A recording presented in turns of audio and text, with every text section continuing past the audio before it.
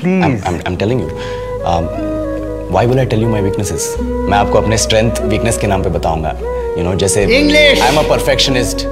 मैं वर्कोहॉलिक हूँ। मैं इनोसेंट। इंग्लिश। अच्छा बैंक क्या लौड़े?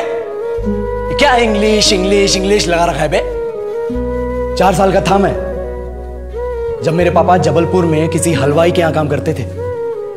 खुद तो कभी स्कूल गए नहीं, इसलिए अपनी गांड घिस घिस के मुझको स्कूल में भर्ती करवाया।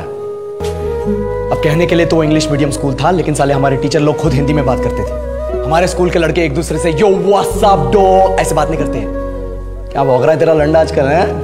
ऐसे गले मिलते हैं। किसी तरह रट्टा मार मार के 10th तक पहुंचे तो पता चला कि जिंदगी में सफल होने के लिए एक ही तरीका है और वो है इंजीनियरिंग। सब यही कहते थे। माँ बाप, टीचर लोग, गली का वॉचमैन भी हमसे पूछता था, और भैया कैसी चल रही है आपकी तैयारी? भग बेंचो, तुमको क्या करना है? इसलिए हमारे स्कूल के बच्चे हम सब पहुंच गए बकरों की तरह। मैं IIT, मैं NIT। अरे जिस बच्चे ने अपने बाप को जलेबी तलते देखा है वो तो यही सोचेगा ना कि जिंदगी में पैसा ही सब कुछ है। I did not choose this engineering life, sir, and neither did this engineering life choose me. It was shoved down my throat by my teachers while my hands were tied to my back by my friends and my parents watched in silence. और English सुनेगा तो मादरचोद तो सुन। 10th के बाद 2 साल लग गए इस कॉलेज में घुसने के लिए, कोचिंग में निकाल दिए। ना कुछ खेले ना कुछ सीखे, और 2 साल बाद जब यहाँ पहुंचे तो पता चला कि बड़े शहरों के कॉन्वेंट स्कूल के पढ़े बच्चे जब अंग्रेजी में बात करते हैं तो मरे हुए फूल भी खिल उठते हैं। आहा, हवा में ऑक्सीजन की मात्रा बढ़ जाती है इनकी अंग्रेजी सुन के। और पूरे कॉलेज की लड़कियां इन इंग्लिश स्पीकिंग लड़कों को अपना जीवन साथी.com मान चुकी है। तुझे क्या लगता है? मुझे कभी लगा नहीं कि मैं अपनी अंग्रेजी पे काम करूं, अपने पर्सनालिटी पे काम करूं। बहुत लगा। ये चूतिया इंडस वैली सिविलाइजेशन का जो एजुकेशन सिस्टम बिठा के रखे हो, जिसमें हर साल में 10 सब्जेक्ट, हर सब्जेक्ट में theory, practical, viva, lab work, external, internal, majors, minors, assignment, project, thesis, गांड मार के रख ली हमारी।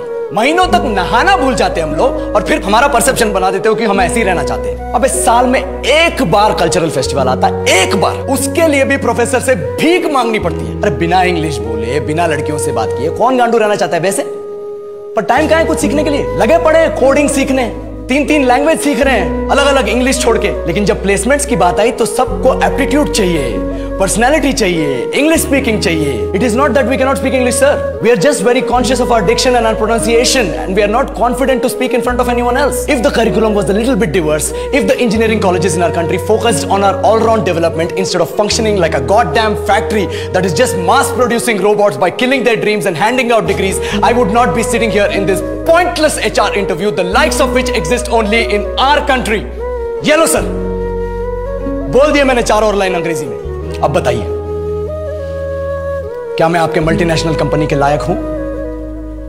Do I have the potential to be a slave of your esteemed organization?